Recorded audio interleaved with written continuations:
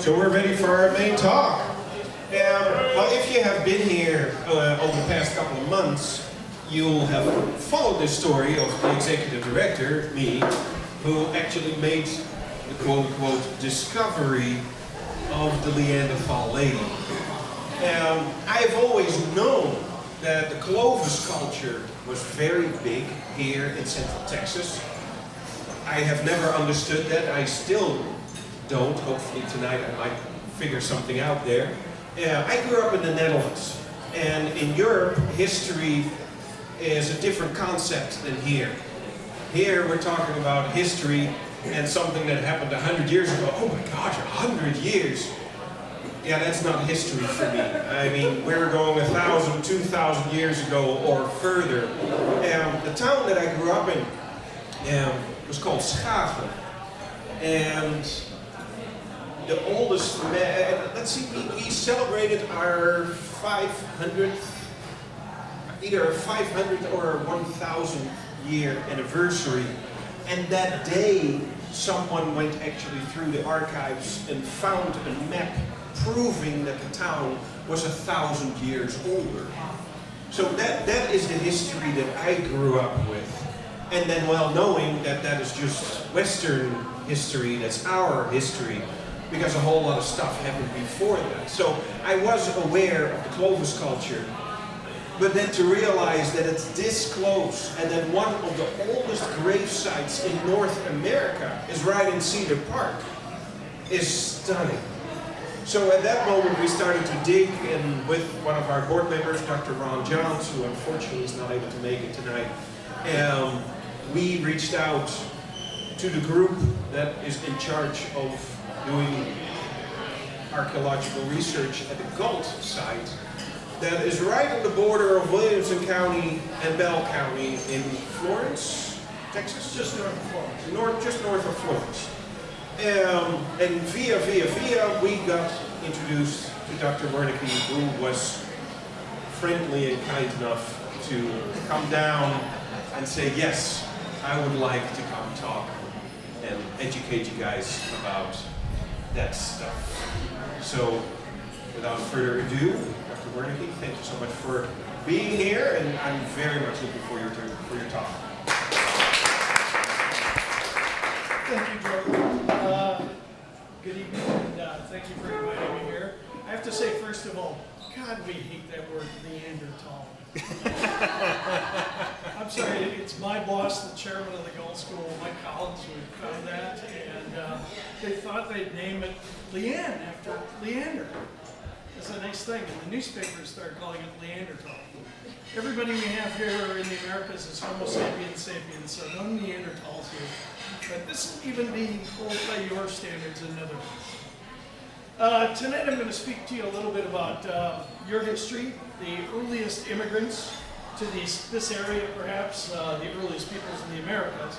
But before we start, we actually have to start with a really old story.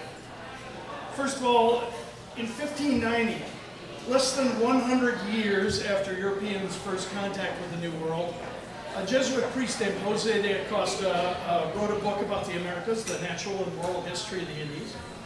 The book was based on the 15 years that he'd spent in Panama, Peru, and Mexico, and it was quickly translated into many languages and published all over the place. And in this book, Acosta speculated about the origins of the Native Americans. Now, he decided that the people he observed were decidedly primitive by his standards, and being a priest, he also knew that all humans in the world had died out in a great flood, except for some who survived in a big boat and landed on a mountain in Central Asia. So he reasoned, people must have walked here. They didn't know anything about the Pacific yet, they didn't know anything about where Asia and the Americas were in relationship to each other. He just assumed that primitive people must have walked here. Keep in mind that on Columbus's fourth voyage, you know, they always took some people back to meet the king, he kidnapped some guys who were in a vessel that had 12 people and 20 tons of cargo, but they were too primitive for ships. They all walked. Now, this was the beginning of a hypothesis regarding the peopling of the New World that we tweaked and added to for the next 400 years because it was obvious to everyone concerned that primitive man had spread out across the world on foot. Because, you know, we call it primitive man, right? Okay, some of this hypothesis has never been able to stand any close scrutiny. Our depictions of these folks are usually large groups of half-naked men poking mammoths. By the way, you know what happens if you poke an elephant with a stick?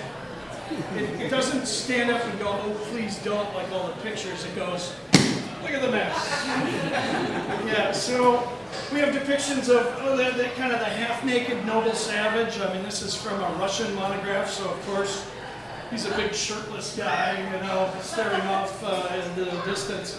We get much more of these kind of things, usually kind of ape-like, keeping in mind, again, these are all Homo sapiens sapiens, so they're modern human beings, but we make them look like apes, and they're the idiots again, are poking the mammoth with a stick. Interestingly enough, in Texas, they always show, in fact, the elementary school textbooks still show, they always show this lovely woolly mammoths, right? Why is a woolly mammoth woolly? It's cold adapted. We never had woolly mammoths in Texas. The farther south they get is South Dakota, so even the pictures are wrong. You know, there's other ones. This one's the crudest one and one of my all-time favorites. First of all, they're all Caucasian guys, go figure. Pretty well-groomed Caucasian guys. And at least in this picture, they do show you, if you poke a mammoth with a stick, this is the result. If you're really, really, really fast, you have a couple of seconds to think about what a stupid thing you've just done. And they even have, if you can see it, his friends are all laughing in the bushes. As they watch their friend smash. Well, we had to give a reason for all these half-naked men moving about Asia. So we decided they were following mammoth herds, right? East across the steppes, across all this ice. But we kind of neglected to come up with a reason for the mammoths to be moving. Yeah, it didn't matter. We just go on from there. And then these people would have eventually, well, they would have come to a land bridge, right? And a land bridge connected Siberia and Alaska. Isn't that what they tell you in the books? You guys all learned this, right? Land bridge. So there it is. That's a land bridge. And crossing the land bridge into Alaska, they would have run across 2 3-mile-high piles of ice, the Cordilleran and Laurentian glaciers that covered most of the northern Americas. But, and this is one artist's depiction of what that would have looked like. Lucky for them, they arrived at just the right time, apparently. 13,500 years ago, the glaciers are beginning to melt, and a 2,000-mile-long corridor opens between them, leading down into the Americas. And our half-naked heroes, of course, following the mammoths, go through that passageway and then spread out. Well, they're not really heroes. They're the equivalent of an Asian biker gang. And they kill everything they come across, and 36 large animal species go extinct. Right? Sounds a little crazy when I tell it like this. You know, all you gotta do is a little sarcasm, but think about it. That's exactly what we were all taught in school. You know, it just doesn't make it. So we got to start off from the beginning. I wish I could take credit for that lovely picture too. That's what you kind of things you find on the internet. Okay, let's start off way back there. Half-naked men in Siberia. I get second graders on tour out at the site, and they know one thing about Siberia, and that would be cold. There you go. This is a thermal map of Siberia. And in the area they'd have to go through, which is that area out there, the temperatures in January approach 69 degrees Fahrenheit below zero without wind chill. So it's normally more than 100 degrees below zero. One of the coldest spots on Earth. It was the coldest spot till last winter. They found one place in Antarctica that's colder and they lost their record. You know, that's how it goes. But archaeologically, we find things like bone needles. You know, these people were modern human beings, and I'm sure, just like us, they had their share of idiots, but they weren't all idiots, and they would have had tailored clothing to survive more extreme environments. Of course, we also know they couldn't all have been men, right? 2 men does not a viable population make. So we know that from a lot of different clues that early Paleo-Indian groups are normally 10 to 12 people, and that's looking at babies, teenagers, adults, grandma. So a group just like this on the landscape. Now, you may have gathered that, but one of my pet peeves is the use of the term land bridge to describe how people would have gotten here. This, unfortunately, is from a publication here in Texas. I believe they asked the artist for a land bridge, and that's what he drew. A land bridge connecting Siberia and Alaska. So, see, I showed you a picture just like that, didn't I? But in our mind's eye, when we think about that, we think about something like this. A bridge is something you make a decision at. You know, do I cross it? Do I not cross it? Is there a toll? Is there a troll? Whatever. You got to make decisions at bridges. So it's a place that people stop. And so we think of something like this connecting Siberia and Alaska, except that up until 10,000 years ago, the sea was 200 feet lower than it is today. If you can't remember why, we can go back to those 3-mile-high ice cubes. So, you know, the big glaciers have all this water, so the sea is a lot lower. And you can see, everybody gets Google Earth, and I know if you look at Google Earth, the first thing you do is you look at your house. But after that, if you look up here, you see all this lovely light blue area. That's all above water. That's a continent called Beringia. It is more than 1,000 miles wide. You can walk across that thing, and there's absolutely no difference between here and here and here and here. It's all the same. If you go along the seashore, it's all the same seashore. There's no decision being made. Okay? So, really, land bridge is a really bad term. It's one of the few that if you look it up, you can't find on Wikipedia who said it first. Nobody's actually willing to take credit for that one. Now, after you cross that, you got this whole ice-free corridor thing. They never really used to tell you in school how they got there. I used to skip the details. So as a movie buff, I always imagined Charlton Heston out there, you know, going, "Behold an ice-free corridor," right? And there it goes. It just parts. But that's not how it happened. Around 13,500 years ago, according to the Canadian Geological Survey, the 2 great glaciers began to part because they were melting. Something that, oddly enough, made it into the news recently, like it's a new thing. Global warming. Yes, that's right. That's why we have ice ages, warm periods, ice ages, warm periods, 6 times in the last million years. Apparently Congress missed that part, but this gives you an idea. There's the last 300,000. You can see, yeah, we've dirtied our nest a little, so this is a lot higher than it normally would be. You know, it goes back and forth. That's because the Earth is a good planetarium thing, right? The Earth is an ellipse, not a circle. It's a little bit on its side and it wobbles. And that pretty much are the drivers of this. So, these things are melting, and once they're melting, that means that the area between the 2 glaciers, well, what would it have in it? 2 3-mile-high piles of ice start melting. And in between there, for the next 500 to 1,000 years, you're going to have a lot of water, aren't you?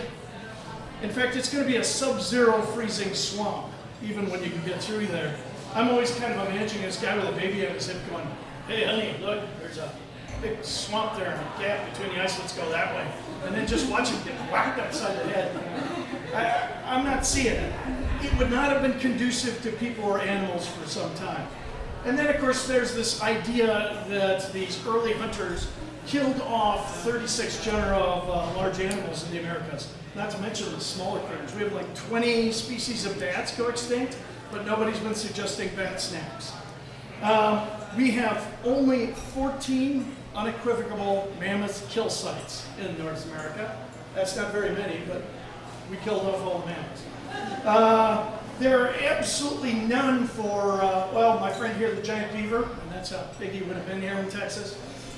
Glyptodont, even better, you know, instead of our cars going over the armadillos, this is an armadillo the size of a car. We have none for good old Smilodon here, saber-toothed tiger, dire wolf, or short-faced bear. In fact, there's a lot of experts who think that the short-faced bear had to be nearly extinct before people got here because, well, he runs faster than you, swims faster than you, and climbs faster than you, and you're a meat stick.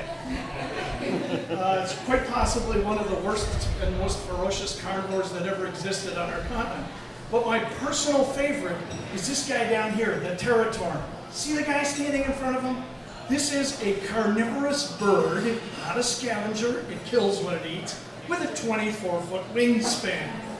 So apparently we're suggesting that these early peoples came into the Americas with some crude anti-aircraft weapon as well, and to protect them from these giant birds. You know, none of that story holds any kind of sense. It just doesn't make it. So we don't even know if all the people who came into the Americas came from Asia. It's not necessarily true. So in 1977, the whole hypothesis began to crumble really quickly. There'd always been people who doubted, but archaeologists found a site called Monteverde. It's a site in southern Chile, and it was found to date to 14,500 years ago, or 1,000 years before people were even supposed to have been in this hemisphere. Shortly after that, well, I should say, their civilization down there showed signs of complex technology. They had an acute awareness of the surrounding environments. They're using things from up to 100 miles away, so unlikely to be pioneers. They've been there a while. They even had architecture. They even had houses that we found. And then around the same time, there were excavations at Meadowcroft Meadowcroft Rock Shelters in Pennsylvania, with dates to about 16,000 years ago, and at Cactus Hill in Virginia, with dates to about 18,000 years ago. And in 2008, archaeologists working at Paisley Cave in western Oregon even discovered human coprolites. If you don't know what a coprolite is, that's a very old turd. Okay, they were 14,300 years old. You can argue about whether a particular stone is a tool or not until you're blue in the face, but a turd's a turd. It's organic, so we can date it, and we can get human DNA from it. This was actually a cartoon in the Daily Oregonian. I would bet 98% of their subscribers had no idea what it was about. It's a gift for archaeologists. We enjoy it, so. All right, well, the evidence is clear. The first peoples in the Americas could not have walked here. And Clovis technology, that earliest named culture, we have this toolkit from about 12,700 to 13,400 years ago. It can't represent the first technology or the first peoples in the Americas. Archaeological science had entered what's known as a paradigm shift. We had all these hypotheses that were nearly theories. They were all thrown out the windows, and now new hypotheses are being proposed. And of course, careers are being broken in paradigm shifts, so there are a lot of knives out in this at this time too. I can tell you that. And we have to propose new ideas. So, okay, what does Texas have to offer in this search for new hypotheses? Well, the Gault site, which is just about 40 miles north of here, near Florence, may have some of the answers that we're looking for. The site's been known professionally since 1929. And in that year, J.E. Pierce, who was the first head of the Department of Anthropology at UT, and arguably the first professional archaeologist at UT, in Texas rather, excavated at Henry Gault's farm, looking at a large archaic burned rock midden. You can see a lot of rock in that picture, I'm sure. Basically a garbage pile dating from about 9,000 to about 1,200 years ago.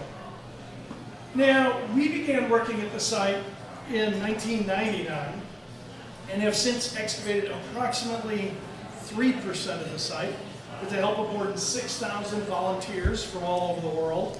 Students, professionals, housewives, plumbers, doctors, you name it. A lot of people who said they always wanted to try archaeology. Oddly enough, we have noticed that the people who volunteer in the summer rarely return. I'm not quite sure why that is. And somebody added a correlation to that and said, oddly enough, everybody wants to use the wet screens in the summer and nobody wants to do it in the winter. Go figure. What we found in all those years actually was a whole series of surprises. The first surprises were actually stones with engraved designs, some as old as 13,000 years old. These stones that were Clovis age are the earliest provenanced art in the Americas. And they've drawn worldwide attention. A couple of years ago, I was asked to speak to the International Federation of Rock Art Organizations. In retrospect, it was quite an honor, but I always say my staff made me go because it was in southern France. Yeah, they made me eat the food and drink the wine and swirl.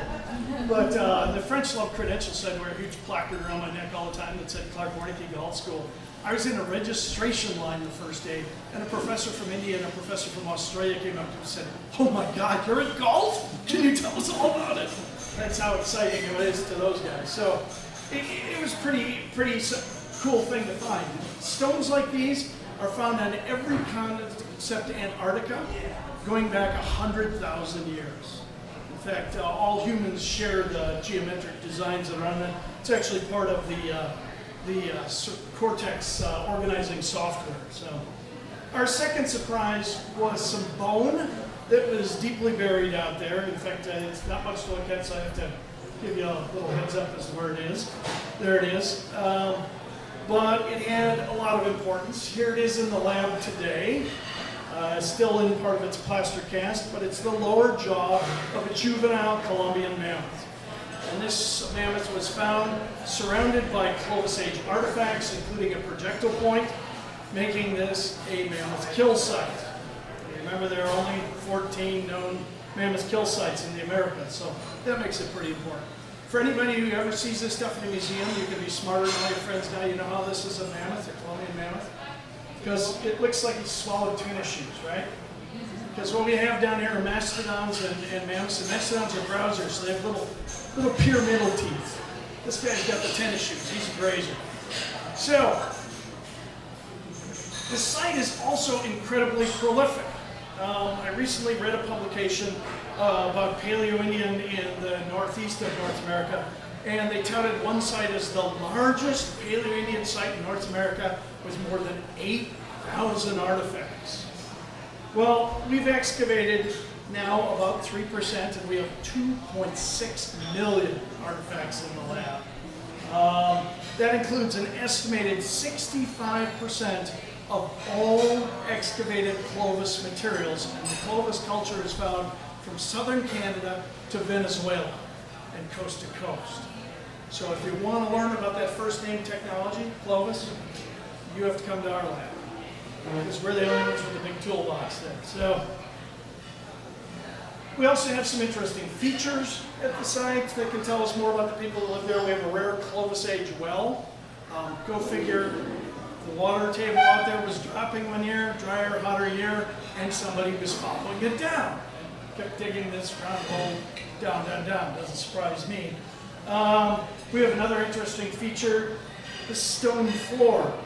This floor is roughly 2 meters square, about 7 feet square, 90-degree corners. It's consistently about 4 inches thick. It's made from stone from the stream bed, nothing too small, nothing too large.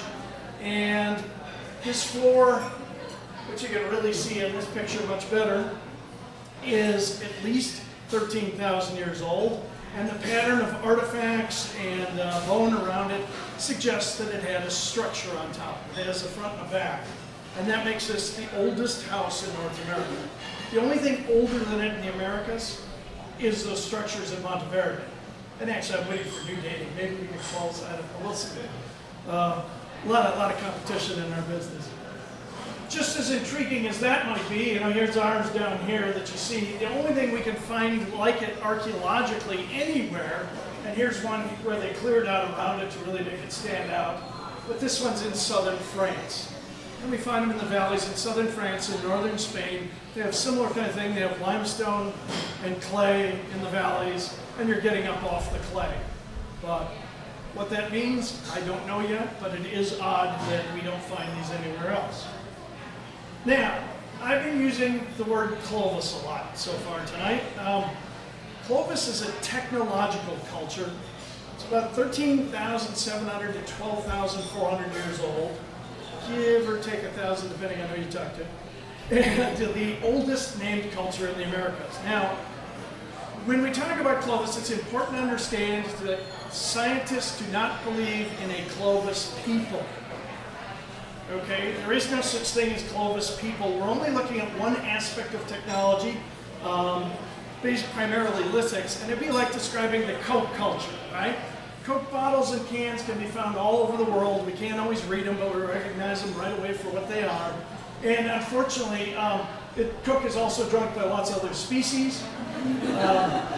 In fact, there's almost as many pictures of these on the internet as there are cat videos, because Coke is, after all, sugar water, and animals love sugar water. So if I find a Coke bottle or a can on an archaeological site, it may or may not tell me anything about the culture there, right? I don't even know who brought it there. For all I know, it was the squirrel. You know, you just can't tell. So the presence of Coke cans or Nike shoes or iPods do not necessarily define the culture of the people who are there, any more than if we just find the stone tools. So it's rather like me coming into your house and I'm going to tell all you everything about your family from looking at your everyday silver wardrobe. I can actually tell you quite a lot of things from an everyday silver wardrobe, but unfortunately I think Oneida Flatware controls like 70% of the world market, so most of us have the same silverware in that drawer, and I'm not seeing anything else from your house. I don't know what your hobbies are, or if you necessarily got kids or anything else. Now, Clovis is distinguished, I should say, first of all, that the evidence we have for the Clovis culture is primarily these stone tools, what we call lithics. They're stone tools made with techniques that are distinctive to this period in time and to a geographical area, and for only a relatively short time, maybe as little as 500 years or less. And it's distinguished by distinctive projectile points. That's the first thing everybody talks about, is like Clovis points, bifaces, blades, other tools. And in that short period of time, the technology spread to where it's found, from southern Ottawa all the way to northern Venezuela and coast to coast. And for a while, this is how all the cool flint knappers were doing it. You know, we actually find some of these tools made into other things later.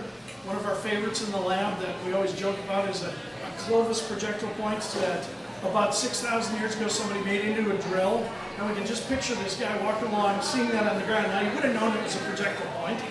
You don't have to be a brilliant guy to figure that out. But he probably picked it up and said, that's the stupidest way to make a projectile point I've ever seen. But I can make a drill out of it. You know. Just different people make them different ways. Now, the Gault School of Archaeological Research is a nonprofit that's interested in archaeological education and research regarding the earliest peoples in the Americas. That and the fact that our chairman, Mike Collins, is one of the world's leading experts on the Clovis culture means that we have an intense interest in Clovis technology from Gault. Our interest in research has led to a number of publications, radically changing our understanding of the Clovis culture, including 3 books, several hundred articles now. But our last big surprise was a big one. In 2007, Dr. Collins acquired the property. We actually spent a lot of time, Torvaldo really like this, trying to raise funds from local, state, federal governments, corporations. And everybody came out to the site, said the same thing. They said, this is really, really important. This is fantastic. We should protect this. I can't help you. Pretty much is a run-on sentence. You've heard that one before, haven't you? And so Mike actually dipped into his retirement savings. He purchased the site. We actually signed the papers on Tuesday, and on Friday we donated the site proper to the Archaeological Conservancy, which is a nonprofit that protects archaeological sites nationwide.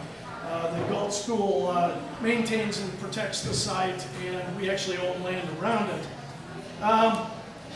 After we had purchased the site, we quickly dug several quick test units. We used to call them phone booths. I don't know what we're going to call them anymore because my students look at me blankly when I say phone booths. But just to highlight the geology of the area, because the largest convention of archaeologists in the world, the Society for American Archaeology, was going to be in Austin that year. We really didn't want to go near 6th Street. 6,000 archaeologists in all those bars, not a good thing. But many of them wanted to visit Gault. So all of our excavations have been closed up years ago, so we reopened a couple of quick units just to show them that geology. And in excavating those units, we kept finding small handfuls of flakes and tool fragments below the Clovis strata in several units. And in one we found 235 pieces of debitage, that's debris from making a stone tool, and several fragments of tools in strata that were 500 to 1,000 years older than Clovis. So we began excavating a large stepped 48 square meter area. The idea was that it would step down so nothing could drop in there, and in the end run we'd have 12 square meters, hopefully if we estimated everything properly, on bedrock where the oldest stuff was, and take a look at that. This slide is from 2008, so it's the year after we started this, so you can see I'm starting that. This slide's from about 4 years later, and we had a very large hole in the ground, as you can see, nearing completion there. We've received a lot of information from this excavation, and examining it in detail will take many years, but we do have cultural materials older than Clovis.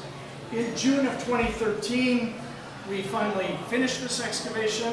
What you're looking at now is stream channels in the underlying Comanche Peak limestone. And actually, we can tell something just from this lovely picture as well. When you look at those erosion patterns, we actually have, well, there's one there, 2 over here, and 3 over there, old stream channels. This one was there for a long time, and more deep down in. This one was there for quite a long time. This one wasn't here for very long. And the present course of Buttermilk Creek out there is here. It's channelized by a stone wall from the 1800s, keep it on one side of the valley. But we can tell from those stream channels that the river used to go like that at some point, and people were living on the point bar here in the middle of this bend. And that's what we're running into. Now, as you saw in some of the other pictures, a lot of the dirt that's here is gone now. But this is a pretty good one that shows the stratigraphy. Near the top, we have the last 4,000 years. It's a lot of burnt rock middens and things like that. It's primarily people making a staple food for the winter. So it's chock full of stuff. Oddly enough, where we put this, there had been a long-running pay-to-dig site out there, and so we assumed that we could probably skim off the top meter, which we've done in a lot of other cases, but this is the one area in that whole pasture there that no one had ever touched. We cursed their inefficiency because, of course, I'm interested in it down there, but if there's archaeology up here, I've got a responsibility for it. And one of the units up here, in a 1 meter square unit, that's 5 centimeters deep, so about 2 inches deep, there were 13,629 flakes. And everything larger than a quarter, we get its exact location on the earth. So we told everybody, we can tell the difference right away between a volunteer and a professional out on the site when we get a new person working with us, because the volunteers always pick up something and go, oh my God, I just found this. Is this something, or is this not, is that an artifact? And the professionals come over and look at something and go, oh crap, artifacts. Yeah. We all know what kind of paperwork's involved. It took them 2.5 months to dig 2 inches, by the way. So below that, we get into the middle and early Archaic, which takes us back to about 9,000 years ago. We have the remains of one of the oldest burned rock ovens in Texas in that. That was kind of interesting. You see a little bit of it. There's a bit of it over here in the wall, which you can see right there. And then below that, we have late Paleo-Indian. Elsewhere on the site, we have pretty much every culture represented that should be represented in Texas over the last 15,000 years, including Folsom. In this big excavation, we actually didn't run into any Folsom, but we ran into everything else. So this would take it all the way back to the culture that immediately follows Columbus. Below that, of course, we have Clovis, and you kind of see a dark stripe there. It shows up pretty clearly in this stuff. Evidently, there was a surface that was open for quite quite some time and created a soil there. That's the earliest land culture in the Americas. Below that, we have what we just call OTC, or older than Clovis. Artifacts that are 500 to 1,000 years older than Clovis, with quite a few surprises for us. First of all, on the gravels next to that creek, these ancient people left some bone for us to look at, like these. This is a set of extinct horse teeth. And of course, the bone that held them is long gone. That didn't stand up very well, but the teeth did, and they're all in a nice row, so the horse skull was there originally, but people were actually butchering the extinct horse out there. That's the kind of horse they were butchering. We have 3 horse species that were here up until 10,000 years ago. The one that we had out there, for the most part, is roughly modern horse size, Equiscati, and it was here until 10,000 years ago. If you really like horses, next time somebody gets snooty about some particular breed of horse, all horses are American. Horses left here about 25 million years ago, and they did better elsewhere. So ours died out 10,000 years ago, and then the Spanish brought them home. So they're all from here. It's kind of like French wines, right? For anybody who knows the story of that. Every time they get snooty by those, keep in mind that all those vines are from America because they lost all theirs. So, yeah. Well, here's a picture of blade technology. The artifacts on your left are Clovis technology. The artifacts on the right are older than Clovis technology. And there's a lot of similarities both in the production of blades and in the formal tools. So blade technology seems to have had a long history. They didn't change all their tools overnight. It's kind of like you buying a newfangled hammer, but your screwdriver is just fine, right? So blades are very similar. They're long, thin things. These are always interesting in Clovis. Some of us were using those tonight. You see that big serration on it? I can tell you before we even look at it at the lab, it's going to show neat useware. That's a steak knife. Every time you think of these as primitive tools, I want you to keep in mind that they invented all of these, and we use every single one of the tools they invented today. And ours are worse, actually. These are made out of chert, so it's stronger than steel. It breaks in a predictable fashion with a razor-sharp edge. So, not so primitive. Here's a picture of cores and a couple of miscellaneous formal tools. You get things like awls and gravers. These are things that you use to pierce hide. And there's some similarities there, but when we look at the cores are things that you use as raw material and you're getting tools off of. They're getting to the same place in different ways. So they aren't getting there by the same path. So you have 2 different technologies. Some of the tools look alike, but they're using a different way of getting there. And then last we have the bifacial technologies. It's just a term archaeologists throw out. It's something that's worked on both sides, all the way from great big monster bifaces like this one down to projectile points at the bottom. And these are completely different. They are nothing like each other. They're getting there completely different ways. A good comparison is this was a hafted knife. It would have had some kind of handle on the end of it. This is an older than Clovis hafted knife. They look nothing like. They're completely different technologies. Here's the stereotypical Clovis points, what we call lancelet points, long parallel-sided things. I got a little problem with these because that's what we're finding down at the bottom. That would be what an archaeologist calls an arrowhead. The problem being, bow and arrow didn't get to Texas till about 1,800 years ago. So we don't know what's going on there. Clovis points are dart points. They go on an atlatl dart, which is a good, like a 7-foot-long, very light spear thrown and propelled with an atlatl, which is a spear thrower. So even whatever they're using as hunting technology is completely different. So it is indeed a different culture. We've also, there's a close-up picture of those projectile points. We have 5 of the little ones down. You can see them there sized in next to each other. A stereotypical Clovis point here. And here's these little guys. What to make of them, I don't know. But some of them, well, maybe something like this one could actually be a small stem to something like this. Up here, this is called a fishtail point. That's the earliest Paleo-Indian point you find in South America. They tend to have very, very small stems and very big bodies. I can't tell if the body's broken up. But interestingly enough, again, we go back to Spain and France, and that these things, they're called Parpala points. Parpala points are found on Salutrian sites. Salutrian is a culture that came just before Clovis in Europe. And for years, people said, well, we don't know what to make of this because they got great big dart points and then they got these little things.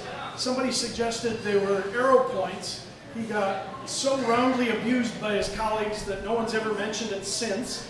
And now when they find them, they just mention that they found them. They don't speculate on what they are. But it looked like people in Europe had both darts and bows and arrows. So we may have a similar thing in Texas. We have enough stuff that we'll actually probably get to name the earlier culture in the Americas. I've been arguing for years for the Clark culture. I'm not getting anywhere on that. So you might hear about the Florence culture or something. But yeah, there's a lot of differences and a lot of similarities, but this takes us back a lot further. Now, we are, where's the next slide? There's the hole again, with a whole group of archaeologists staring at it actually. We're learning a lot from places like the Gault site and other sites like in the Americas. And we're going to be rewriting the story of the earliest peoples in the Americas. But there's still a lot of questions we don't have the answers for. We can say that the earliest people in Texas really liked this area and lived here for a long time. They weren't just passing through. They're not half-naked guys chasing mammoths. These are people that they find a good spot, they hunker down, they stay there for a while and enjoy it. While Gault is our home site, the Gault School is interested in people in the Americas, not just Texas. So we've worked on sites from Belize and Guatemala to Alabama and even underwater. Our specialists do analysis as well for other projects that we have an interest. And for instance, we just did some stuff on, oddly enough, Spanish marbles. We had guys sourcing Spanish marbles in our lab. So there's usually a lot of different things going on, always kind of bearing on what we're interested in. This research, just like Torvald's, needs a great deal of support. For those interested in more information, I did bring some brochures from the Gault School, that they're membership brochures, and we encourage you also to check out our website at gaultschool.org. And on that note, I'd like to thank you for inviting me to speak tonight, and I'm going to endeavor to answer any questions you might have.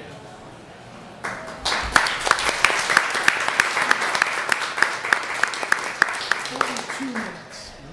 Very nice. Yeah. I'll start.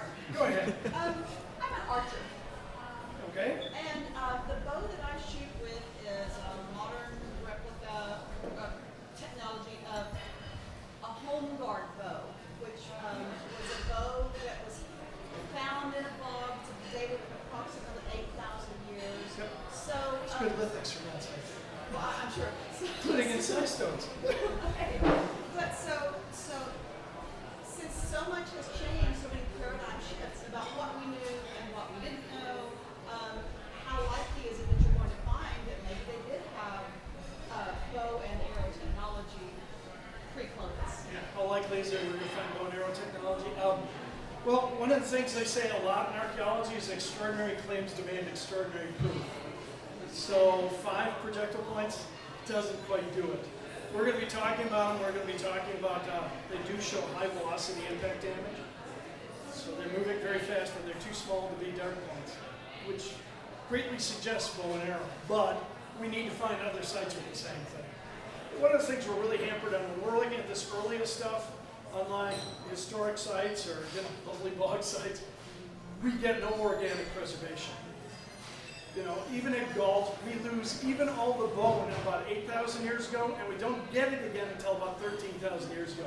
It's things that stay dry stay preserved, and things that stay wet stay preserved. But anything that gets wet and dry disappears. So no human skeletons, no wood, no leatherwork, no basketry. That slows us down. So we're hoping someday somebody in a dry rock shelter in a bog find something, but it takes a number of finds to get there. It's possible. No other questions? There's one more. Could it be possible that the smaller ones are for children like playing with them? No. No, and it's a favorite with collectors. They say child's points or bird points. Oddly enough, I get lots of tours up there with collectors, particularly after the Temple Artifact Show. I send them down to Cabela's. You go in the bow hunting section there. There are 2 aisles of arrowheads. Guess how big modern arrowheads are? It can't be any bigger than that because an arrow is what, about 30 inches long, big around as a pencil. Anything bigger than that, arrow won't fly. It'll just, plummet. So, yeah, they're arrowheads. And we don't find a lot of those arrowheads at Gault, mostly because there were years of collecting there. And arrowheads in Texas generally were on the surface because they're very recent. Everything in archaeology is pretty relative. So, I've got guys in the office that work on those archaic levels. And everybody goes, hi, you're working on all that archaic junk. If we just shovel that off, we get to the interesting stuff.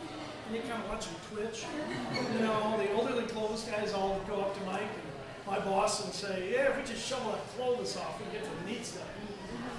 So, yeah, for us, anything younger than about 6,000 years isn't that interesting. That's why they say archaeologists' marriages get stronger as they get older because their wives get more interesting.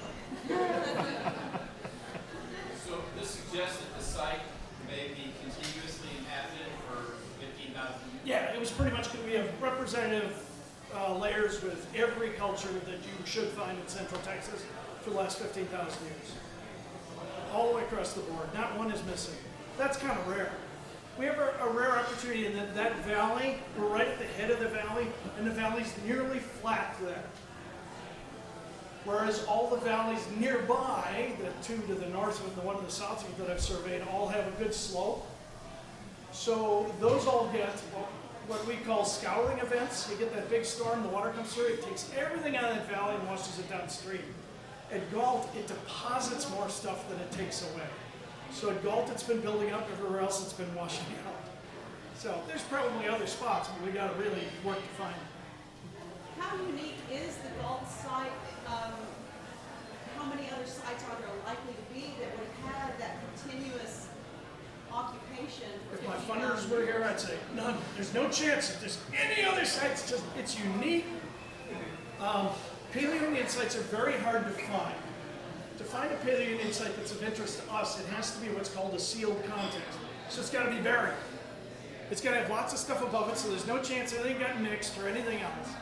And that means that you're not going to see it unless you're digging a hole of some kind. So they're almost always found by accident. Somebody's, digging a foundation and says, could you come out to my house? And we go on lots of those. We surveyed 16 different properties so far this year, and I can't tell you how many house calls we did with people just saying, we found something in a hole in our backyard. And 9 times out of 10, it's just a funny shaped rock, but we have to go and look at every one because the next one could be the next Gault site. This is a really productive area along the edge of the Edwards Escarpment. We think of the Edwards Plateau as a really dry place because Edwards limestone is porous. But that means all the water goes through it, it hits the layer of limestone underneath it, which is Glen Rose and Comanche Peak and a couple others, and it comes flowing out. So it's where all the water in Texas comes from. With the exception of the Red River, all the rivers start there. So when you look at a map of springs in Texas, there's this massive arc of them along the edge of the Edwards Plateau. That's where all the water comes from. So where do people go? Where the water is. Where do the animals go? Where the water is. Yeah. Yeah. So is the Leanne woman that's near here, is she from that same? No, Leanne's only about 10,000 years old. Not even. You get a little closer, maybe 11, maybe even a little older, with 2 burials at Harmon Rock Shelter in Bosque County. So we have 3 of the oldest bodies in this hemisphere in Texas. You may have read, if you follow science or anything, they tested Anzac child. There's a lot of controversy about that. And actually, there's a book coming out this month on Kennewick Man from Washington. Both of those are older. Unfortunately, unfortunately, they're still a good 5,000 years short of the first peoples in the Americas. So you're going to read a lot of things in the paper going, the geneticists have figured it all out. No, they haven't. No matter what they tell you, don't believe any of it. Your genetics tells you who your particular ancestors are, doesn't tell you who your neighbors are. So finding the genetics of one person doesn't tell us squat, really. It just tells us about them. We need a lot more than that to be able to say anything. So they looked at, for instance, this Anzac burial, and they said, oh, see, all Native Americans are from Asia. It's like, really? Because I saw a really neat genetic test that was done on the Navajo reservation, and you know there's an awful lot of Irish there, railroad workers, you know? So if you tested anybody's genetics, all Navajo are from Ireland. I could prove it with the genetics. Yeah, it doesn't mean so. Yeah.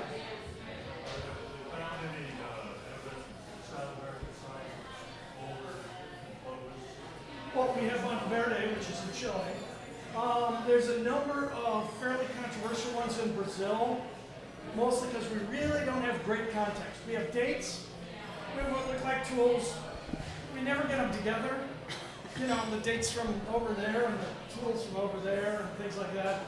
So maybe there's some that are older than Clovis in Brazil. There's a couple of candidates in Peru. There's one in Venezuela.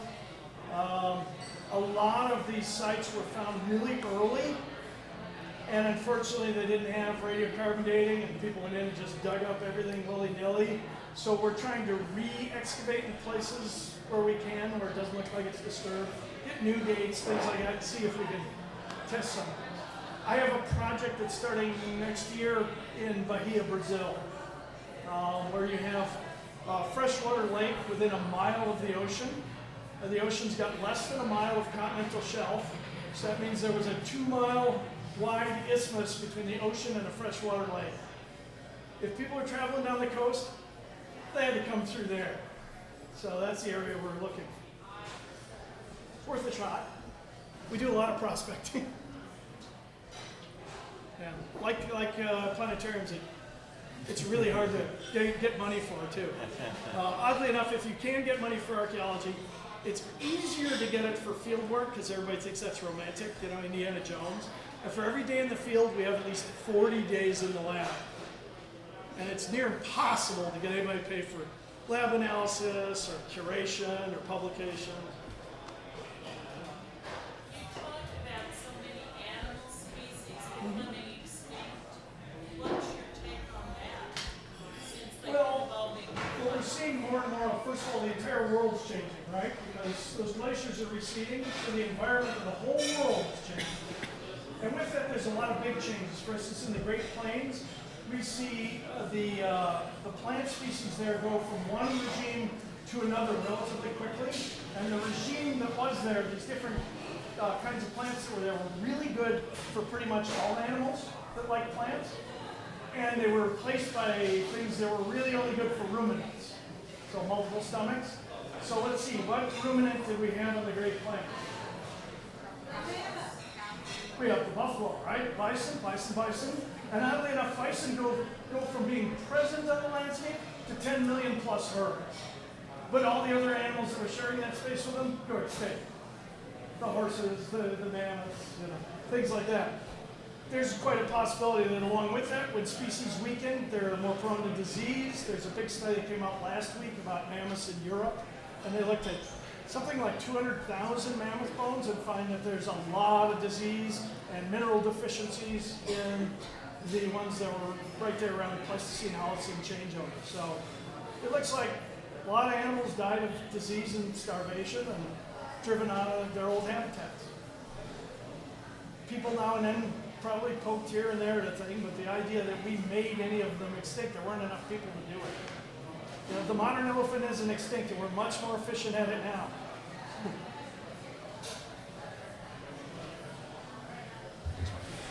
So what is your hypothesis then of where that pre-Clovis? Where they came from?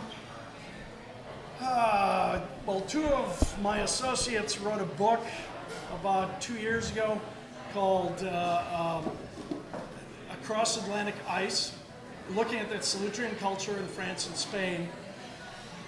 It's a hypothesis that says maybe one of the migrations came along the Atlantic ice front, just like people would have come along the Pacific. They had to come in boats along the coast. They couldn't have walked continuously. Unfortunately, most boats that are used by people like that, in fact, the Eskimos use now, things like umiaks, which are skin boats, leave no archaeological signature. They disappear completely from the archaeological record. In fact, in less than a year, they can completely disappear. So it's going to be hard to find proof of that. But we know of later migrations. For instance, we know of a migration 4,500 years ago that went across the Northwest all the way to Greenland. The people that ended up there, it's called the Clovis Culture, either died out or went home, because the only people related to them are now in Siberia, and the Inuit came in, and they aren't related to them at all. We know of animals moving back and forth through the ice-free corridor when it got wider.